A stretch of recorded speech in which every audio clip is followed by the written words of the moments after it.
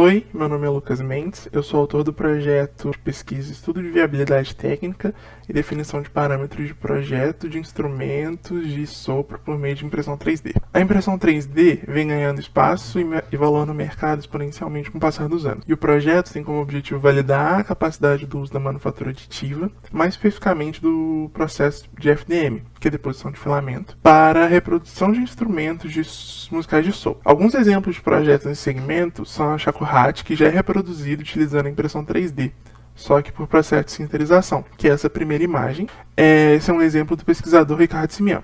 E é a flauta transversal do Amit Zoran, que foi reproduzido utilizando a tecnologia de FDM em 2013. Então, lendo o material disponibilizado por eles, eu queria buscar a possibilidade de utilizar essa tecnologia e os avanços que ela vem tendo nos últimos anos para explorar a possibilidade de reproduzir uma trompa natural. Então, o objetivo do projeto é determinar a viabilidade de utilizar a impressão 3D no meio de projetar instrumentos de sopro para reprodução, verificando a viabilidade técnica e registrar os parâmetros de impressão que são importantes para possibilitar isso. Então, a minha metodologia seguia um pouco dos princípios do Bruno Munar e do Jones Moraes, trazendo uma fase de pesquisa para estudar material de referência, com alguns autores como Simian, o Zoran, o Digel e o Damodaran, como forma de verificar se, apesar de possível, a manufatura aditiva era viável para seguir o projeto. E a partir disso, eu analisei vários projetos de impressão 3D disponibilizados online, e os parâmetros que foram disponibilizados e as dicas de impressão.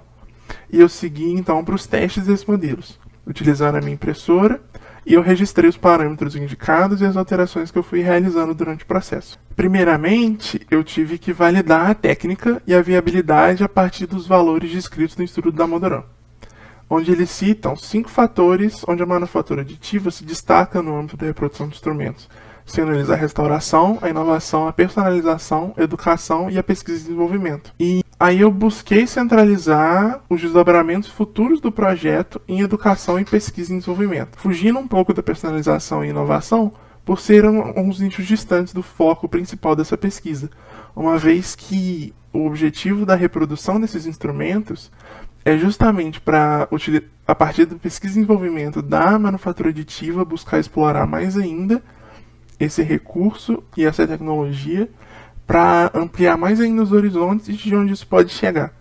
E um pouco do foco na educação, pelo objetivo do projeto, dos desdobramentos que eu pretendo trazer com essa pesquisa, serem os instrumentos impressos poderem ser utilizados para educação musical. E com isso, a partir disso, eu foquei também nos parâmetros de impressão de um ponto de vista mais técnico. Então, eu estudei o uso dos suportes, a ordem de impressão, a espessura das paredes, o preenchimento e a resolução, os materiais utilizados e a complexidade do projeto. Eu busquei analisar a estrutura de suportes fornecida pelo software de impressão e os impactos na integridade do instrumento e como o som ia soar tendo os resquícios do suporte na peça.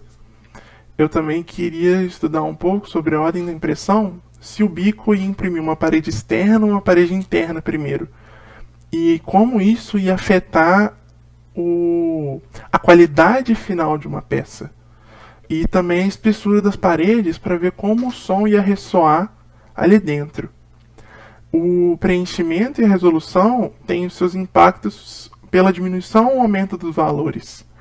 Então, eu quis estudar isso através de um estudo da Portoaca, e a complexidade do modelo e seus processos de montagem vieram muito pelo projeto da gaita, que eu vou explorar um pouquinho mais para frente, pela complexidade de você ter uma peça muito difícil de ser impressa e você precisar de uma calibragem muito específica da sua máquina para obter um resultado satisfatório. Um dos projetos que eu imprimi, que eu estudei, foi a Ocarina. Esse foi um dos projetos que mais se diferenciou dos parâmetros recomendados para o resultado final, porque era sugerido não utilizar suportes. Só que, e eu concordo com a não utilização dos suportes, só que, como dá para observar pelas peças, elas sempre se quebravam logo no começo, por uma falta de sustentação nas máquinas, e a peça não aguentava a potência de uma máquina atual. um dos maiores problemas que eu tinha era pela velocidade da minha máquina, pela velocidade de impressão, tá muito elevada para a base onde ela tinha que suportar.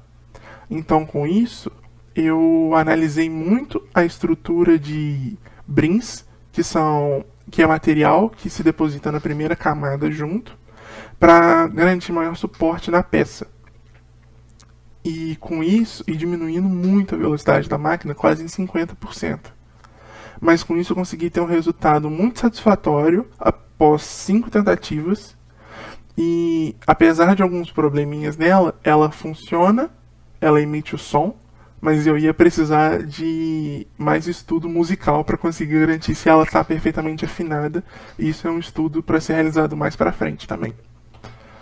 Eu também imprimi uma gaita e ela evidenciou a importância de uma boa primeira camada de impressão e de uma calibração de máquina muito boa antes de uma impressão. Dá para ver na imagem na esquerda que a primeira camada dela é muito específica pelos encaixes que você precisa realizar e pelas entranhas que emitem som. E essas são as partes mais importantes do projeto em si, e uma das partes que eu mais me preocupei quando eu penso em questões de simplificação de projeto. E quando você pensa no projeto inteiro e como isso vai afetar na pessoa que vai imprimir depois. A partir desses projetos, eu construí um painel de atributos, onde eu relacionei todos os parâmetros que eu estudei e eu registrei alguns valores onde eu achei que eles seriam os mais importantes para se focar em um projeto de instrumento de som. Então, eu queria manter as espessuras das paredes, especificamente paredes verticais e horizontais, em uma espessura de 0,8 milímetros, para garantir que fosse uma parede grossa o suficiente, mas não para reverberar o som, mas não fina demais, onde pudesse haver alguma falha de impressão que deixasse o ar escapar e isso estragasse totalmente a afinação de um instrumento. Eu também foquei em deixar os suportes o mínimo possível externos, pelos motivos que eu falei antes, garantir uma camada de aderência de pelo menos 12 milímetros na base, principalmente se ela for uma peça muito fina no começo e que se expanda como ocarina. Manter a resolução em 0.2, porque é uma resolução onde você apresenta um resultado estético muito bom e você não compromete tempo de impressão. Eu também queria manter o preenchimento entre 20% e 40%, justamente pelo estudo da portoarca que eu citei anteriormente, para manter onde você consegue analisar o jeito como o som reverbera dentro do instrumento, mas mantendo também o tempo da impressão baixo e uma resistência boa o suficiente. Muito obrigado por ter assistido a minha apresentação. Eu espero que esse projeto consiga ter alguns desdobramentos melhores, como eu citei anteriormente, como objetivo futuro desse projeto.